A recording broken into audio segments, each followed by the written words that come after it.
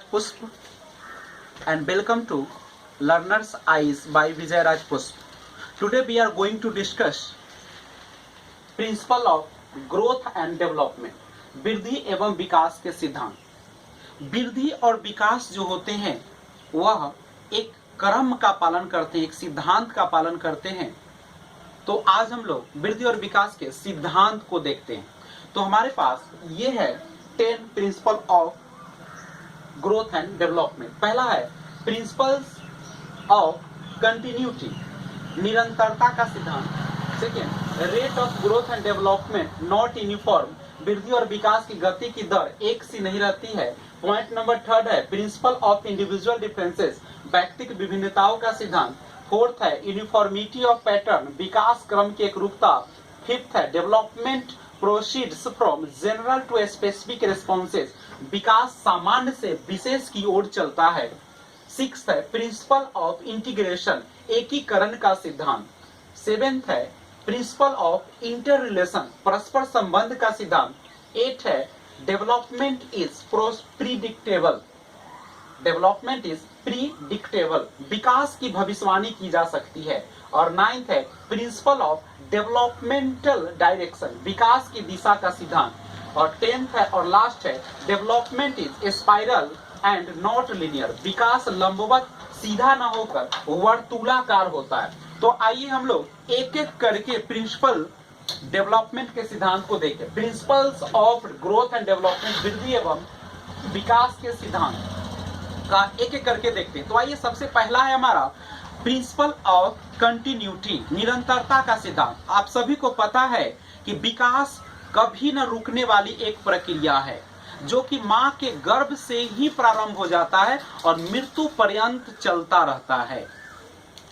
एक छोटे से नगण्य आकार से अपना जीवन प्रारंभ करके हम सबके व्यक्तित्व के सभी पक्षों जैसे शारीरिक, मानसिक, सामाजिक आदि का संपूर्ण विकास इसी निरंतरता के गुण के कारण भली भांति संपन्न होता है. यानी हमारे विकास की जो एक गति होती है वह लगातार होती है, सतत प्रक्रिया है, यह हमेशा चलती रहती है. दूसरा है हमारा rate of growth and development not in uniform, वृद्धि और विकास की गति की दर एक सी नहीं रहती. आप सभी को पता है कि वृद्धि और विकास की जो गति जो होती है वह एक सी नहीं होती है. आप सभी का अलग अलग ढंग से होता है. यानी यद्यपि विकास बराबर होता रहता है परंतु इसकी गति सब अवस्थाओं में एक जैसी नहीं रहती. शैशवावस्था से के शुरू के वर्षों में वह गति कुछ तीव्र होती है परंतु बाद के वर्षों में यह मंद पड़ जाती है. पुनः किशोरा अवस्था के प्रारंभ में इस गति में तेजी से वृद्धि होती है परंतु यह अधिक समय तक नहीं बनी रहती. इस प्रकार वृद्धि और विकास की गति में उतार चढ़ाव आते ही रहते. किसी भी अवस्था में यह एक जैसी नहीं रह पाती है. मतलब क्या कहता है कि जैसे जब बच्चा इन्फेंसी में होता है, इन्फेंसी कहने का अर्थ है कि जब बच्चा जो होता है शैशवावस्था में होता है तो उसमें जो होती है विकास की गति तीव्र होती है. बाल्यावस्था में जाके थोड़ा सा स्लो हो जाता है और वह किशोरावस्था में जाके फिर तीव्र होती है और उसके बाद फिर वह धीमा होना प्रारंभ कर देता है. अब हम लोग third number principle of individual differences की बात करेंगे. तीसरे पॉइंट की बात करेंगे, व्यक्तिगत विभिन्नता का सिद्धांत की हम लोग बात करेंगे. तो आइए तीसरा पॉइंट हम लोग देखते हैं. इस सिद्धांत के अनुसार बालकों का विकास और वृद्धि उनकी अपनी व्यक्तिकता के अनुरूप होती है. वह अपनी स्वाभाविक गति से ही वृद्धि और विकास के विभिन्न क्षेत्रों में आगे बढ़ते रहते हैं और इसी कारण में पर्याप्त विभिन्नताएं देखने को मिलती है. कोई भी एक बालक वृद्धि और विकास की दृष्टि में से किसी अन्य बालक के समरूप नहीं होता है. आप सभी को पता ही है कि सभी बालक एक दूसरे से भिन्न होते हैं और जिसके कारण सब में जो होती है विकास का क्रम तो निश्चित होता है लेकिन उनका जो होता है पर्याप्त विभिन्नताएं देखने को मिलता है. चौथा जो है हमारा fourth point, uniformity of pattern, विकास क्रम की एकरूपता. ये क्या होता है? तो विकास की गति एक जैसे न होने तथा पर्याप्त व्यक्तिगत अंतर पाए जाने पर भी विकास क्रम में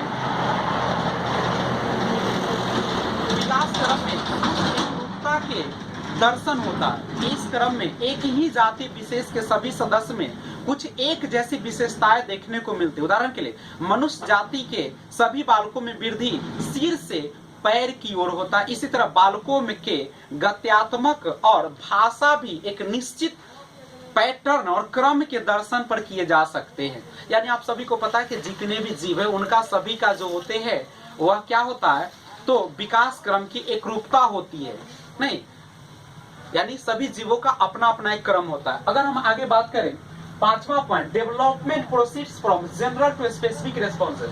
विकास सामान्य से विशेष की ओर चलता है। सामान्य से विशेष कहने का अर्थ क्या है? सामान्य से विशेष की ओर कहने का मतलब है कि बच्चे जो होते हैं उसमें पहले पूरे, आप देखते हो कि पूरे गर्दन को हिलाता है, पूरे बॉडी को हिलाता है, और उसके बाद जो तो उसके हाथों में, बाहों में आती है गति, उसके बाद उसका एक एक अंगुली में आती है, और वह फिर जो है धीरे धीरे बढ़ता है। ये विशिष्ट है, यानी सामान्य से विशिष्ट मतलब पूरा से एक छोटे छोटे पार्ट्स में आना। यानी पांचवा जो हमारा है वह है विकास सामान्य से विशेष को, यानी विकास और वृद्धि की सभी दिशाओं में विशिष्ट क्रियाओं से पहले उनमें सामान्य रूप से दर्शन होते हैं। उदाहरण के लिए अपने हाथों से कुछ चीज पकड़ने से पहले बालक इधर उधर यूं ही हाथ मारने या फैलाने का चेष्टा करता है। इसी तरह शुरू में एक नवजात शिशु के रोने और चिल्लाने में उसके सभी अंग प्रत्यंग भाग लेते हैं, परंतु बाद में वृद्धि और विकास की प्रक्रिया के फलस्वरूप यह क्रियाएं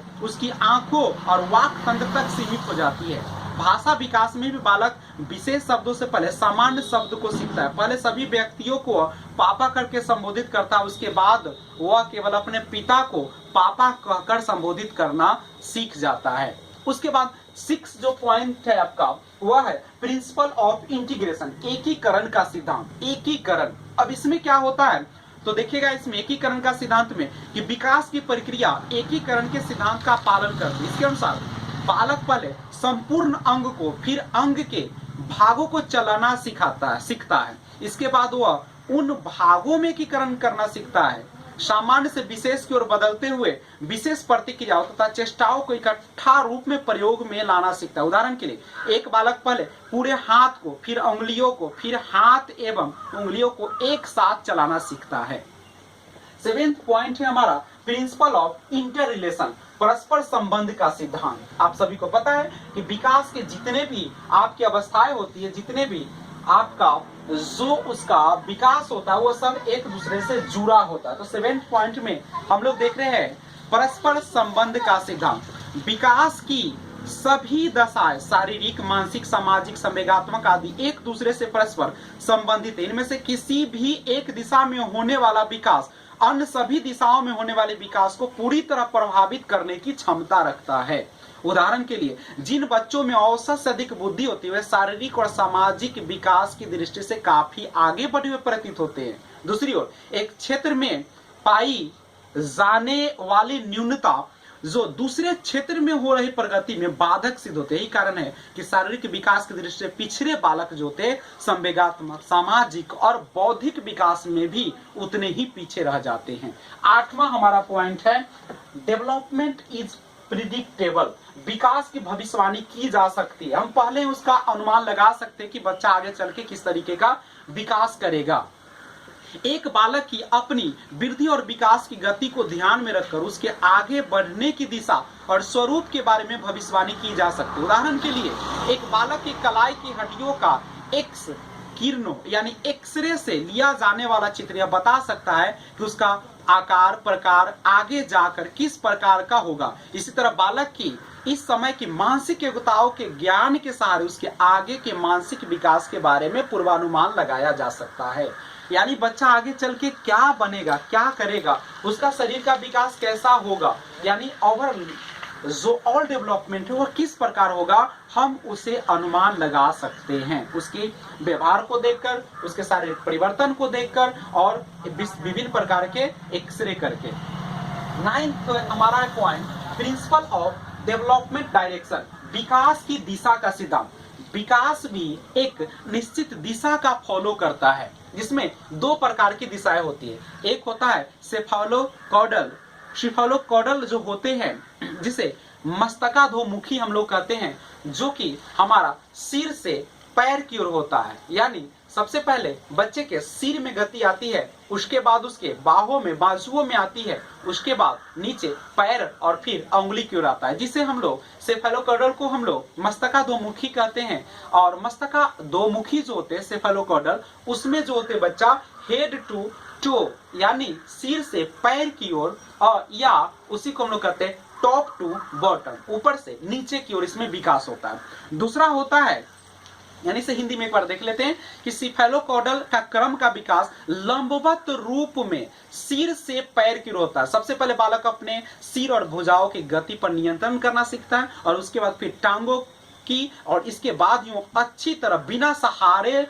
होना चलना सीखता है। जैसे मान लीजिए कि यह कोई व्यक्ति है, और जब यह कोई व्यक्ति है तो सबसे पहले यह जो है इसका सर विकास करेगा, उसके बाद यह पैर की ओर आएगा, यानी यह जो होगा हेड से टो की ओर होगा, यानी सिर से आपकी उंगली की ओर, पैर की ओर होगा, या इसी को हम कहते हैं टॉप टू बॉटम, यानी यह जो होता है हमारा वह ऊपर से नीचे की ओर। तो आप देख रहे हैं कि यह जो हमारा है लॉन्गिट्यूडिनल है, लंबवत रूप से विकास होता है। लेकिन प्रोक्सिमोडिस्टल जो होते हैं, निकट दूरस्थ यानी समीपो दूरस्थ, जिसमें निकट से दूर, समीप से दूर की ओर होता है। इसमें क्या होता है, प्रोक्सिमोडिस्टल क्रम के अनुसार विकास का क्रम केंद्र से प्रारंभ होता है और फिर बाहरी विकास होता है, इसके बाद संपूर्ण विकास। उदाहरण के लिए पहले रीढ़ की हड्डी का विकास होता है, उसके बाद भुजाओं, उसके बाद हाथ तथा हाथ की उंगलियों का, तथा तत्पश्चात इन सब का पूर्ण रूप में संयुक्त विकास होता है। यानी सिंपल कह दिया जाए